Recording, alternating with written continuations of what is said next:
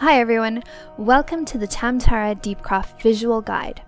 This is the second dungeon you'll come across on your travels through Eorzea in Final Fantasy XIV, A Realm Reborn.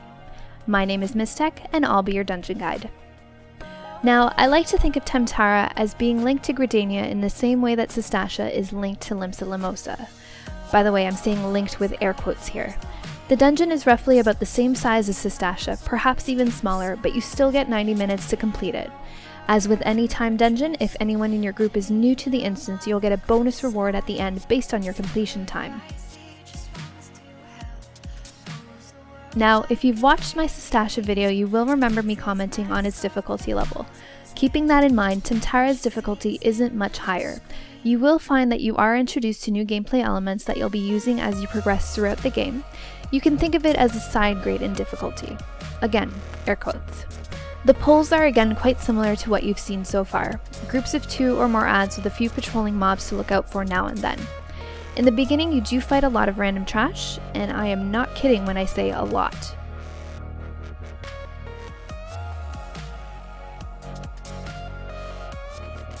There are also a lot of free treasure chests throughout the instance, so make sure you pick up as many as you can.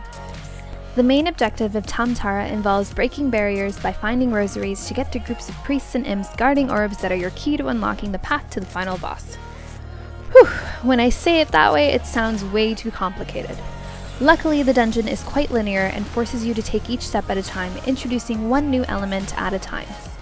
Oddly enough, running through this place my first time gave me the weird feeling that I was going through OG Sunken Temple for any of you WoW veterans. Only easier, and not as long. Less dragons, too. You'll come across the group guarding the cultist orb. This group goes down relatively quickly as they have very little health, but try not to burn all your MP or TP because as soon as they're down, a mini-boss will spawn. You get a few seconds here before the Void Soul counter will actually attack, so let your tank pick up aggro before you go nuts. These mini-bosses aren't anything you haven't seen before, so you should have very little difficulty defeating them. You do this twice before coming up to the last pair of orbs. Each orb you defeat awards you with a treasure chest, so keep your fingers crossed for some easy upgrades. In between each platform, you go through more trash. Lots more. But look! A pink from a chest. I told you it was worth it. The final orb platform seems a bit more complicated. It's guarded by a barrier that requires the cultist rosary to disable. No worries, the rosary can be found in the adjoining room.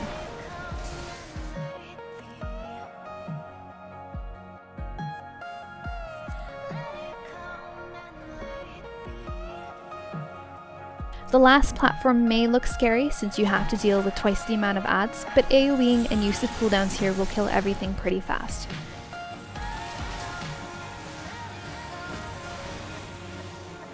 Although we did defeat 2 sets of adds for 2 orbs, only 1 mini-boss spawns, which is nice.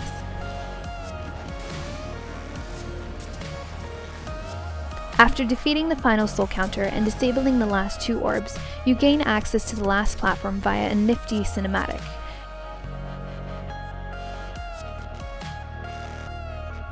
Here we meet the last boss, Galvanth the Dominator, who is the proud wearer of what I like to refer to as the most overused monster model number 23, the Baby Cthulhu.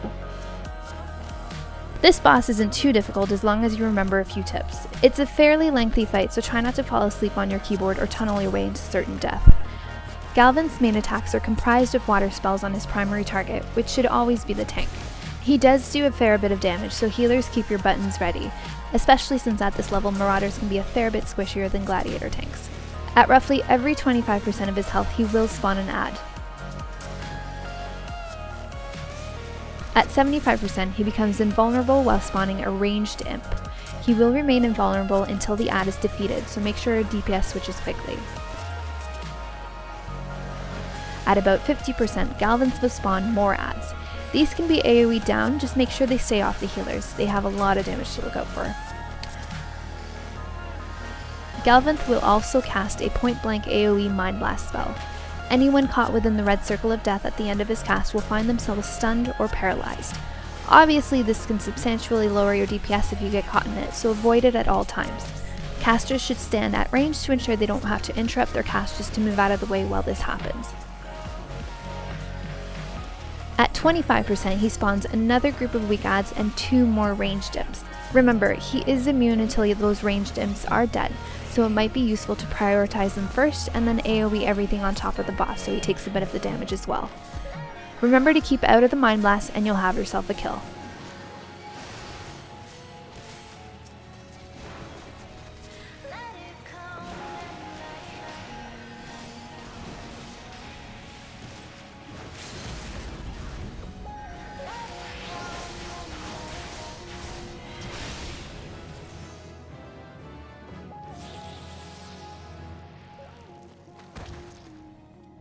So that's all for Tam-Tara Deepcroft. Overall, it's a fun instance. Hopefully they keep getting better and better. Up next, we'll have Copperbound Mines. Again, thanks for watching. Till next time!